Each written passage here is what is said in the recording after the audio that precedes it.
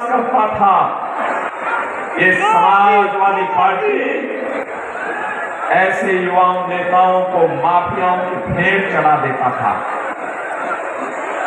और याद करिए, जिन लोगों ने स्वर्गीय कृष्णानंद राय की हत्या में कोई संवेदना व्यक्त नहीं की, बल्कि हत्यारों को संरक्षण दिया, वे लोग आज माफिया के मरने पर मातम मनाने के लिए आते हैं। मैं कहना चाहता हूं, कृष्णानंद राय विधायक थे, भारतीय जनता पार्टी के विधायक थे। श्री श्याम शंकर राय उनके साथ में थे, रमेश राय साथ में थे,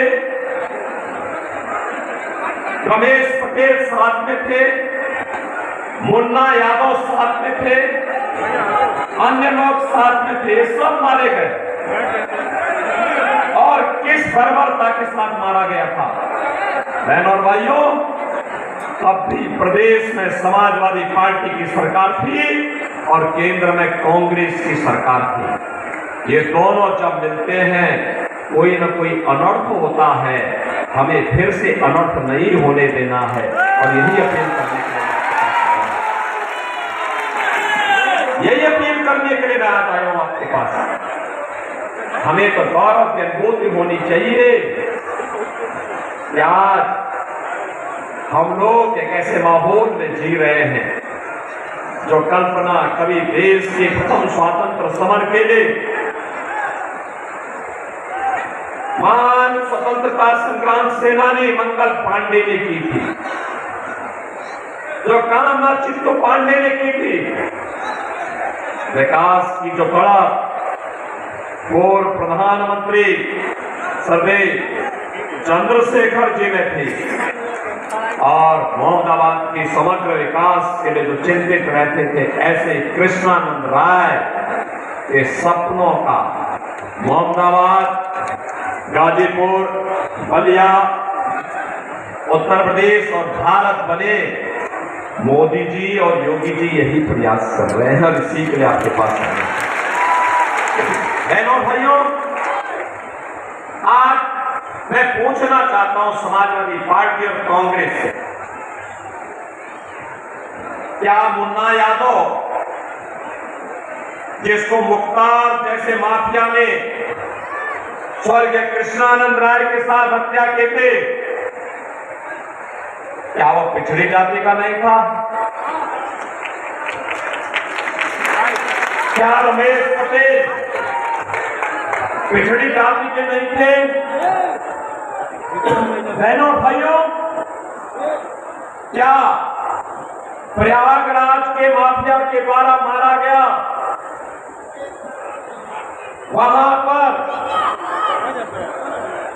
पूजा पाल के पति राजू पाल क्या पिछड़ी जाति के नहीं थे? या जया पाल के पति उमेश पाल क्या ये पिछड़ी जाति के नहीं थे? और इन माफियाओं को, इन निर्दोष लोगों की हत्या करने की छूट सत्ता कैसे दे देती है?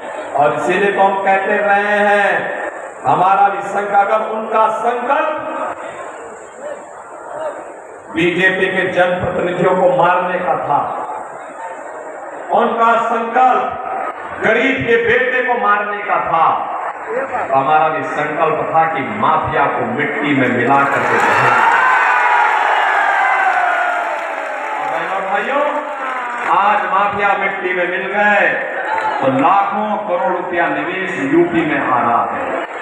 और मैं कह सकता हूं आपको, जो यहां पे नीरज शेखर कह रहे थे, जो कह रहे थे कि यहां के पूर्वांचल के नौजवानों को पूर्वांचल में नौकरी मिलनी चाहिए, हमारा भी यही संकल्प है।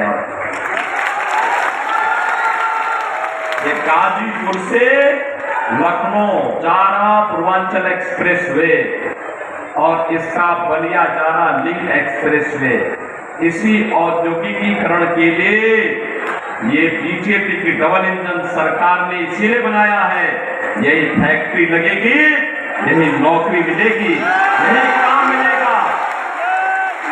और अब आपके पास हाईवे भी, रेलवे भी, बगल में एयरपोर्ट भी, कई एयरपोर्ट, आजमगढ़ में एयरपोर्ट, गोरखपुर में, वाराणसी में, और साथ साथ मां गंगा है तो वाटरवे भी। वाटरवे का मंत्री हमारे प्रदेश में ये दया शंकर ही है। इसको थोड़ा समझाइए, कहिए कि निरुआ के साथ, निरुआ कोई फिल्मों में काम करने दीजिए, ये स्वयं मंत्री के रूप में काम करे। कह रहे हैं कि मुझे निरुआ के साथ गाना गाना है और उनके साथ डांस करते हुए फिल्म बनानी है।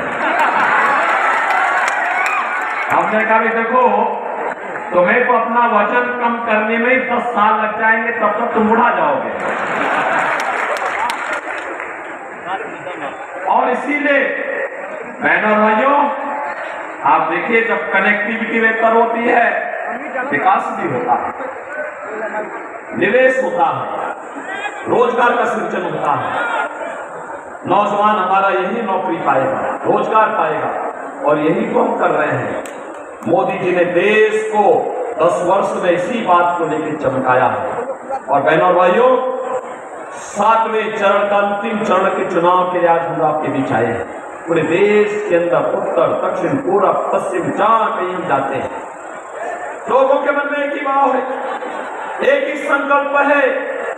करोड़ लोग कहते हैं, जब हम कहते हैं क्या होगा, तो जनता कहती है फिर एक बार, फिर एक बार, और अब की बार 400 पार। 400 पार की जब बात होती है तो समाजवादी पार्टी को तो चक्कर आने लगता है, क्योंकि ये तो केवल 60-62 सीटों पर ही चुनाव लड़ेंगे, 60-62 सीटों पर।